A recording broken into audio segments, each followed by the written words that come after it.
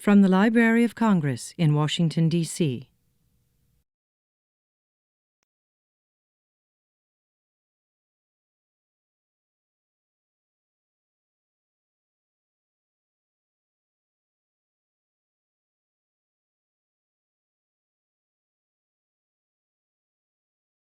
Okay, how many of you like cats?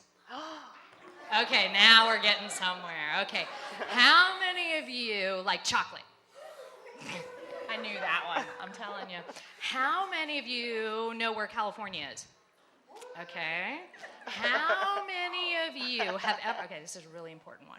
How many of you have ever gone to your school library or your public library and come home with a stack of books at least this big? All right, see, I knew it. See, I figured that with all of those questions, I would come up with at least one where I could say, you guys all have something in common with our very special guest today. Wow, that is wonderful. So Jeanne is here to visit with us this morning about her new book about Maya Lin.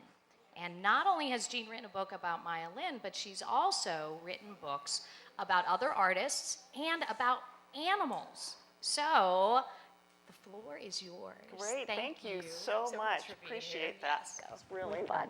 Thank you. So welcome, everyone. I can't tell you how excited I am to be here. I could hardly sleep last night. I was so excited.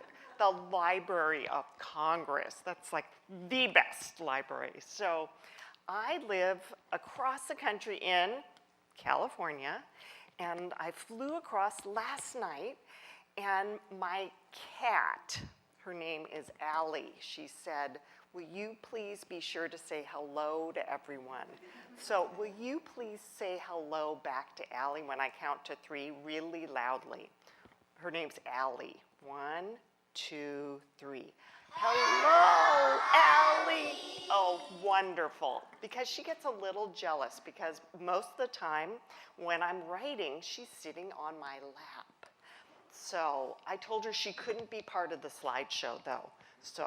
But I will tell her you said hello. So anyway, what I'm going to tell you today is a little bit of my background of why I'm a writer, what inspired me, and why I wrote this book, what inspired me to write the book, and I want to hear about your ideas after I read the book too. So I'm just going to run through a few things about my background. So that's me with my grandmother, and she got me excited about writing. I would write a little bit of a story, mail it to her, and she would add to the story, and then she'd mail it back to me. So we'd make long stories together. And when I was in 1st grade, I moved to California from Illinois, right near Disneyland. I know. So I got to go to Disneyland, and that made me think about stories, all about those Disney characters and that magic castle and the Matterhorn and all the, I just made my imagination, my creativity went wild.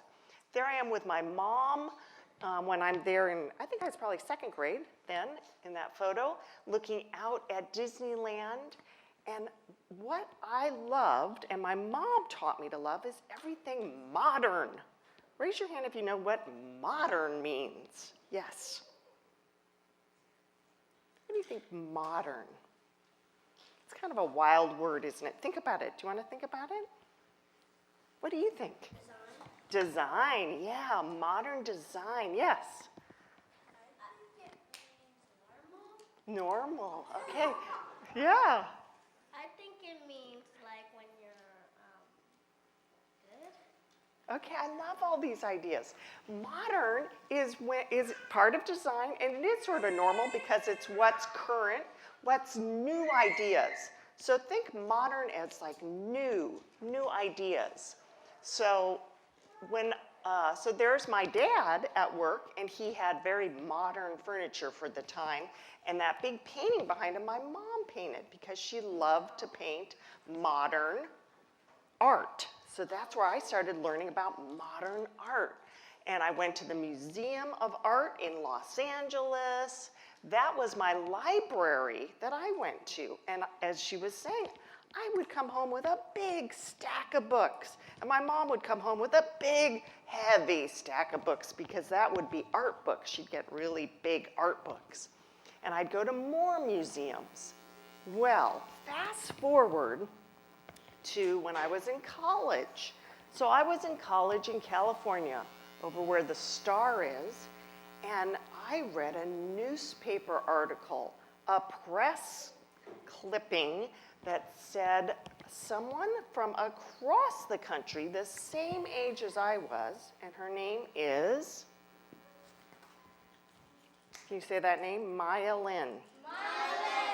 Maya Lin. So she won a contest. And so she was just my age. She was a senior in college, and she won a contest to design the Vietnam Veterans Memorial right here in Washington, D.C. And I thought, well, that is so cool. I want to learn more about that. So there's a photo of her, and she's holding the design that she made a model, and she mailed this in, and she won this contest. And look at that. That's right here. This is from the Library of Congress. This is right here. So cool. So cool. The original one is right here in this building. So she had to design. Has anyone been there? Does that ring a bell? Do you recognize that? Maybe you've been there. Maybe you will go there. So here's more photos of it. So she, for this contest, needed to include all the names of soldiers who had died during the Vietnam War. So the whole wall is covered with names. It's a very powerful, very touching place to visit. And here she is, very excited that she won this design contest. But people didn't all like the design. So there she is also at a hearing right here in Congress, right across the street. And she looks pretty serious, doesn't she? Yeah. Because people were saying, I don't think we like the design that you did. But she said, no, it's a really important way to show how much we care for our soldiers who have fallen. So she kept with her ideas. And so I thought, I want to write a book about her because she's so interesting and such a strong person. So I read about her. I watched videos about her. I listened to her talk on music would be good. I'm listening to music of the time. That's a good idea. That gives you an idea, a lot of the music. And so that's her as a little girl. Her parents came from China. So there's her parents, and they were both teachers of art and poetry. So she lived in a house with lots of art and music. We already talked beforehand, a lot of you like music and art too. And that's her father. You can see he did interesting things with clay. Has anyone made anything with clay before? Yeah, it's a nice feeling, isn't it? You sort of design things. And so she watched her father making clay, and she said that idea stayed with her, the idea of how you create something. It's just a big blob of clay, but then you create something beautiful with your hands. And that's the house where she lived, and you can see there's trees around it, and that she really loves nature, and she lives in New York City, and right now she's doing lots of projects involving the environment because she cares so much about nature. So what I did is I started researching, learning, reading books, and these are some of the books. You can see lots of books. Oh, did she sneak herself into my slideshow? That little sneaky kitty. Do any of you have sneaky animals at home? No. Yeah. Okay, so this is my cat, Allie. I think she looks very happy that you all said hello earlier. That was very nice. So you can see what she does when I'm trying to work. She gets right between me and the laptop, so I can't type. And she says, I need to be petted. So anyway, she does help me a lot. And what she was really excited to learn was Maya Lynn, her cat helps her work too. So there's Maya Lynn, the book that I will read to you, and her cat. And her cat's sitting right on her papers, just like she does with me. So that, you can see her. So Maya Lynn is what we call an architect artist. So an architect is someone who builds buildings, but also makes art. So here I wrote the words, and have any of you written something your teacher gives it back to you and says, with some changes on it? Yeah. So that's what that is, and that's how we can get our writing better and better, because we're asked to do changes. And then, when the book was going to become a story, then we found someone to draw the pictures, the illustrator, and her name is Dow Phumiruk. And here are some of her pictures that she does. And there's the book, and you can see how it's changed. Yeah, see, this is the way it is now, but first she drew the cover in a different way. Oh, you know what? That's inside the story. Yes, it is inside. And that where the yellow square is, if you look really carefully in your book, I get to be in it. So she put me in the book. Isn't that nice? She was just being nice. She said, I think I should put you in the book as a visitor at the memorial. So that was very nice. And then she wrote me a letter, and Maya Lynn, yeah, I'm going to read it right now. And Maya Lynn wrote me a letter and said, I really like your book. I like your words, and I like your pictures. And that made me feel very good, because I had, it's about her life. If someone wrote a book about you, you'd want to be sure that it was what you would like. Yeah, thumbs up, exactly. So let's read the book.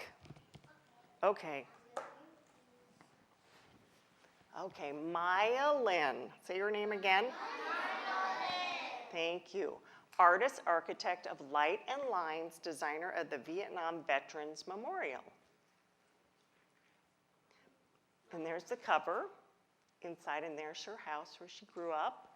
In the woods by her childhood home, Maya Lynn played with her brother and explored and climbed the many rolling hills.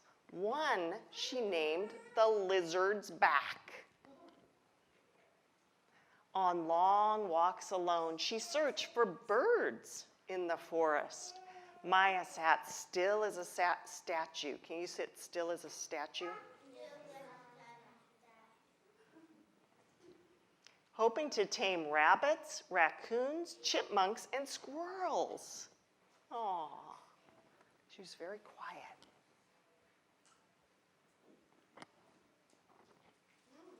In her house, full of light and open spaces, Maya read books and played chess with her brother.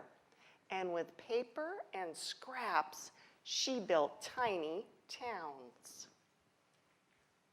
Her parents had fled China, so they had left China at a time when people were told what to be and how to think. Her parents never told Maya what to be or how to think. Maya grew up with art. Her father was an artist who made art with clay. Her mother was a poet who made art with words. She watched her father form a pot from a mound of clay without plans or drawings. Maya, too, thought with her hands as well as her mind. One day, when Maya looked at the patterns of light and lines on the ceiling of her college library, she imagined she would become an architect who created buildings with art, science, and math.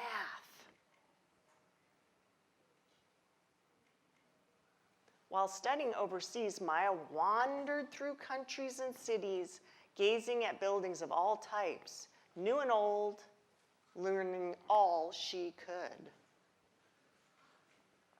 In her last year of college, Maya entered a contest to design a memorial to honor soldiers who died during the Vietnam War.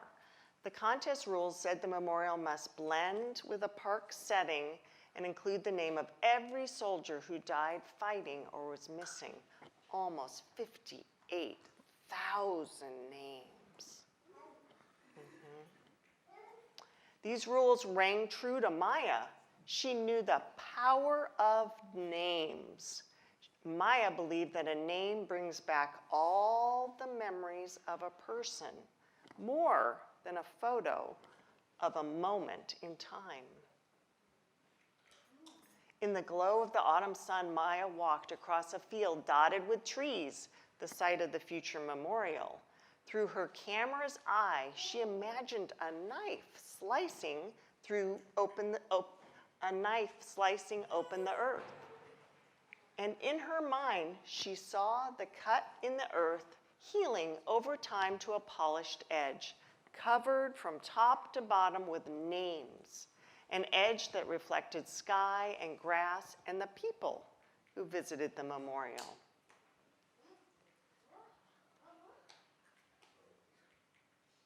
Back at school, Maya sculpted a model with mashed potatoes. Yep, mashed potatoes, because remember, she thought with her hands, and so she was at dinner and thought, oh, I know what it should be, and she used the mashed potatoes. And then she modeled it with clay. She sketched a soft space of greens and blues. You can see right here, right here. And before mailing her entry, she put her thoughts into an essay. Right here, she wrote it. She hand wrote this essay, explaining about it. She wrote that her long polished wall would be a quiet place to remember all those who died during the war, and a place to be experienced by walking down, then up, past names that seemed to go on forever. The contest received so many entries, enough to fill an airplane hangar. That's a place where they store airplanes. Lots of famous architects and artists entered, and the names of the contestants were hidden from view. They just had a number. Right here, she was number 1026. And behind this poster, there was an envelope with her name. So they didn't know who it was. There's the judges looking at all the posters. Do you recognize that one? Yeah. Where is it? Yeah, right there. Very cool, isn't that? Out of 1,421 entries, Maya's design was chosen. Simple yet strong, creative and new. But when they found out Maya was the winner, the judges were shocked. She wasn't famous.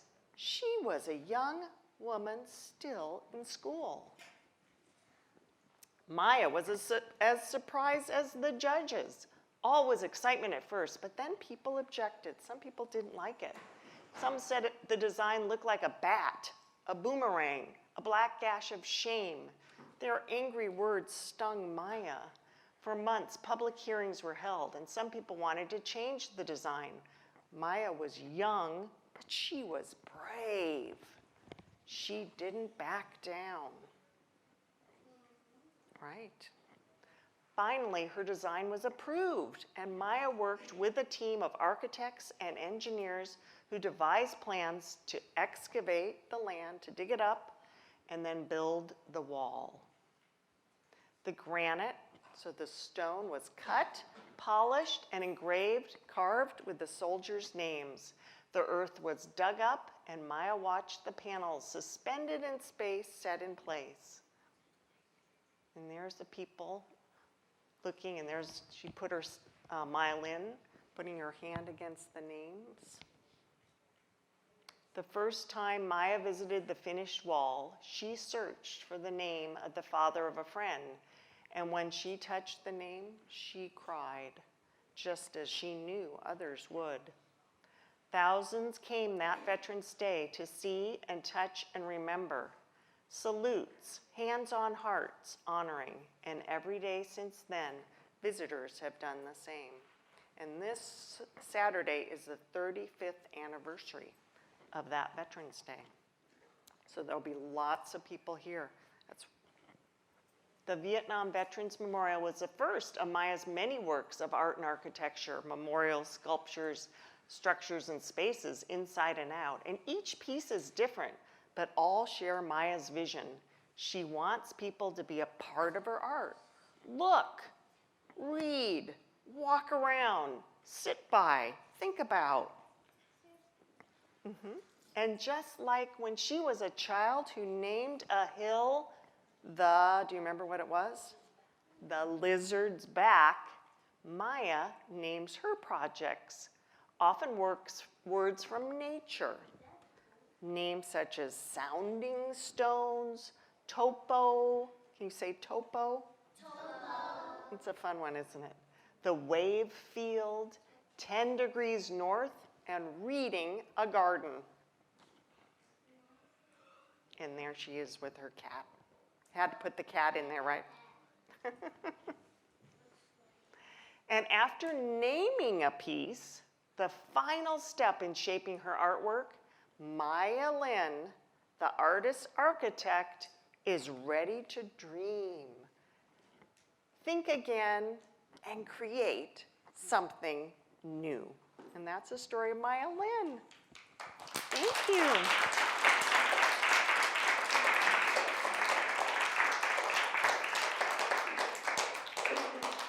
So what do you remember about Maya Lin?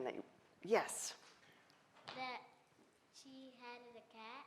That she had a cat, exactly, yes. She called the hill the lizard's back. She called the hill where she grew up the lizard's back, yes. And when the people were like, they didn't like her art. And what did she do? When the people didn't like her art, what did she do?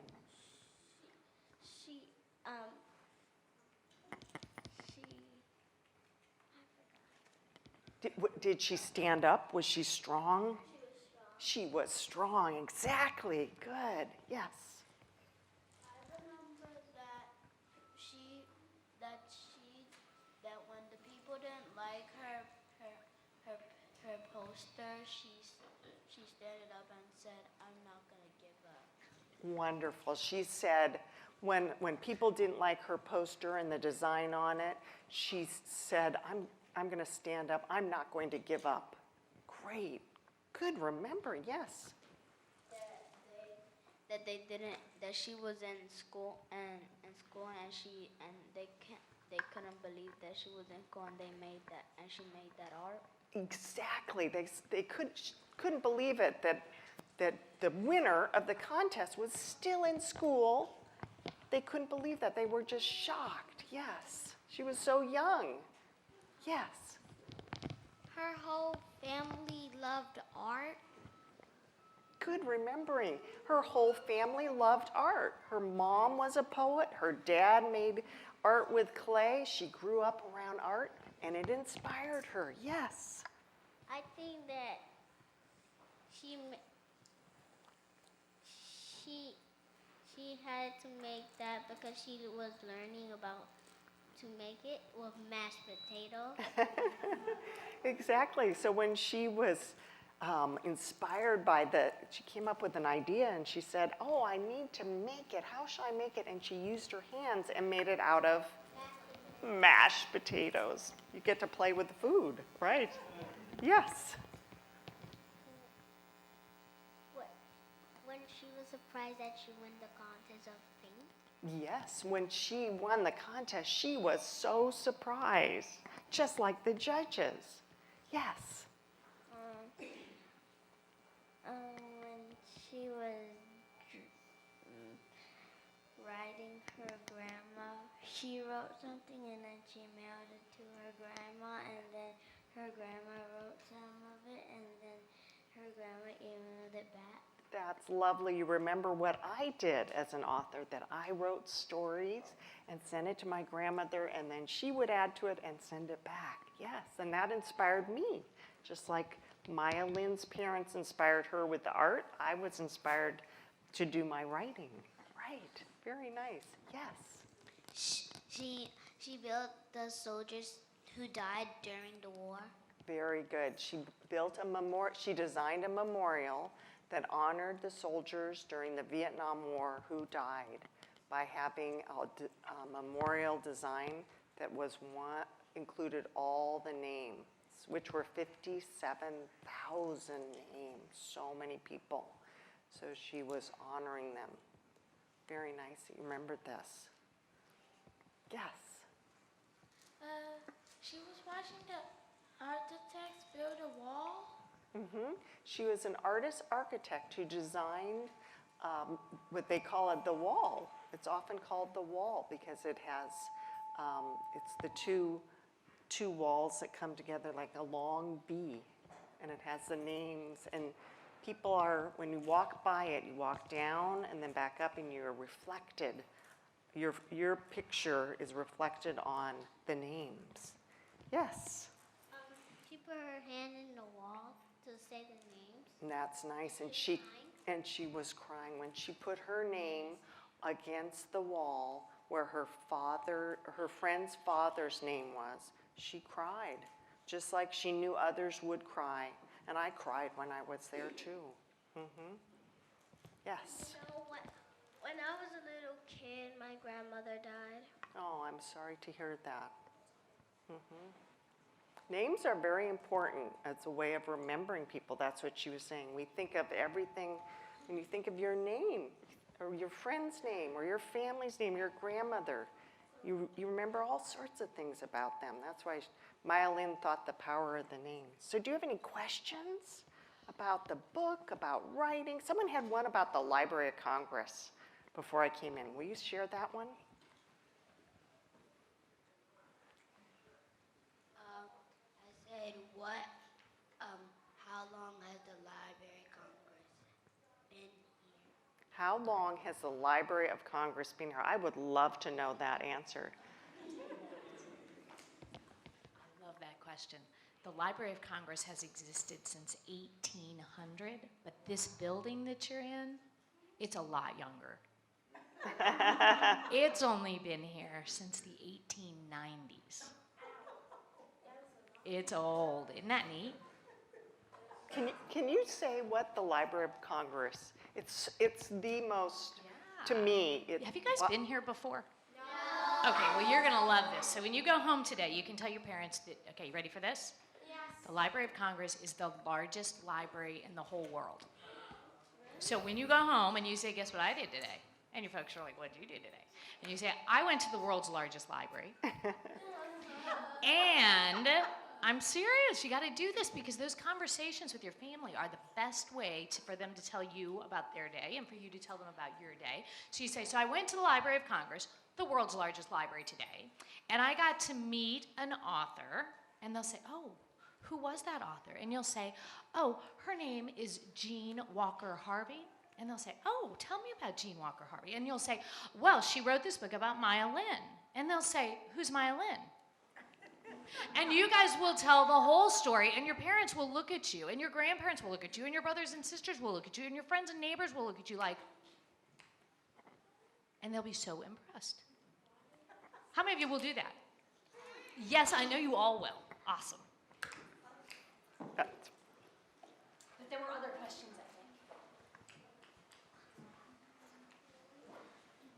One time when I was doing a quiz in my mom's car, it asked what is the biggest library, and I said the Library of Congress. So you already knew that.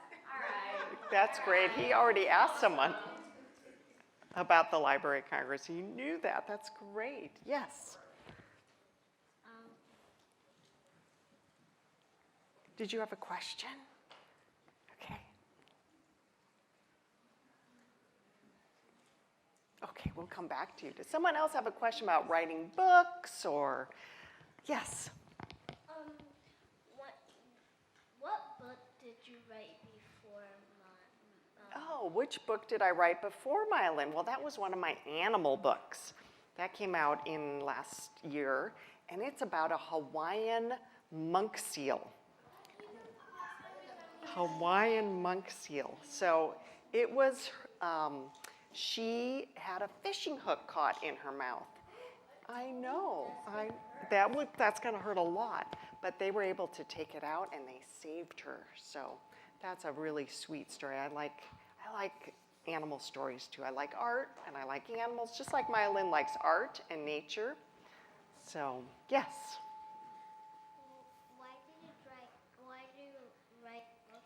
Why do I write books? Great question. So I write books because I love stories, and I actually love all sorts of stories, but particularly for me, I like to write true stories that inspire us, that we learn things. I'm so curious, and I get to then read lots of books to write my books. So I'm always wanting to learn more. But I also think words are really powerful. Words share emotions, ideas. They describe things. So I just think that, how many of you, let's see again, how many like to read? Oh, great. And how many of you like to write? Oh, so I bet there's some authors in this group. Yes. Yes. Did you have a question? Oh, you were stretching. Yes.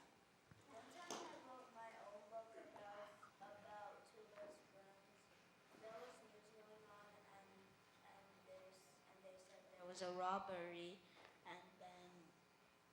and then the one of the best friends, they found out who was the robber. It was their other best friend. That seems like a sad story, but it's wonderful you're writing stories about your friends. Yes. You know, sometimes I write songs. Ah, that's another form of writing. Songwriting, poetry writing. Exactly, yes.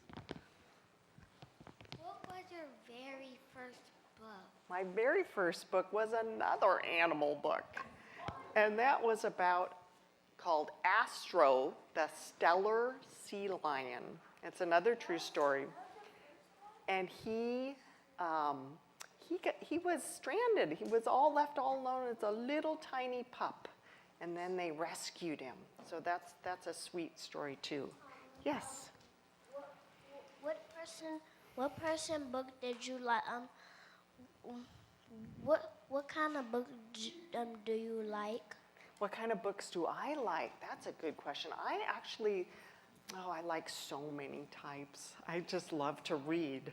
But I like stories too, the novels that have a good story that I just can't stop reading, and then I stay awake, and I have to finish the book. Do you ever read those? Yeah. Yes. What was your last person book that you ever read? That I read or wrote? All right. Or wrote? So last person book. So do you know the word, what's a word called for a person book? Remember that? Biography. Right. The last biography I wrote, it was about an artist, and his name was Romer Bearden. And he painted big paintings. And he lived in North Carolina, then he went up to Harlem, and he painted collages, so lots about his family, and it had trains in it. He loved trains. Because I also work at the Museum of Modern Art in San Francisco, and I give tours to students there, and they had lots of his paintings, and I really like that. Maybe I can send your class that book. I'll do that. Yes. Why did you write my Lynn's book? Why did I write Maya Lynn's book? Great question. Because I learned about her back when I was in college, because she was in college, and I just was always so interested in her story. So I wanted to learn more. So then I read books, and I went to the Library of Congress website, because I live all the way in California, but there's so much information that I was able to find right on there. But I like coming here in person. Yes. What do my Lynn look like in person now? Oh, that's a good question. Oh, pretty much like the photo. Do you remember where the cat was on the table? That's pretty recent. Right. Yes. What's your favorite painting? What's my favorite painting? Oh, that's impossible. But thank you for asking. Oh, boy, I like so many artists at the Museum of Modern Art. So, what's your favorite painting? Do you have a painting artist? Do you do art? Yeah. Oh, good. That might be a favorite painting. Yeah. Let's see, who else have that? Yes. Have you ever drew a painting? Oh, do I ever do a painting? That's a good question because my mom and my grandmother were both artists and they made paint. I can't paint. No, I'm not very good at that. I'm more of a word person. So that's why I love writing picture books, though, because I love the illustrations. And didn't Dow do such beautiful artwork? Because both the words and the pictures are equally important. It's a collaboration. I just love all your questions. How much more time do we have? Is this okay? Great, yes. What's your favorite color? Oh, blue.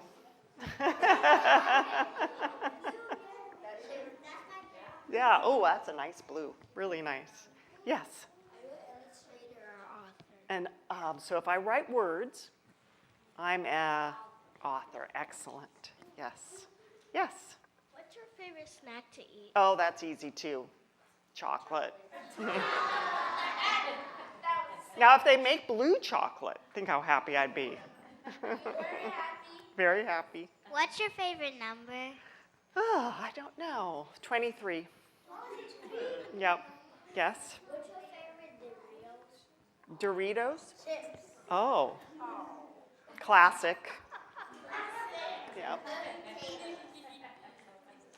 Yes. Why do you like books? Why do I like books? Oh, they open up a world, new worlds for me. I get to learn about other people, other places, new experiences, other ways of thinking, new adventures. Why do you like books? What kind of books do you like? Or what do you like? Do you like to read about animals or people?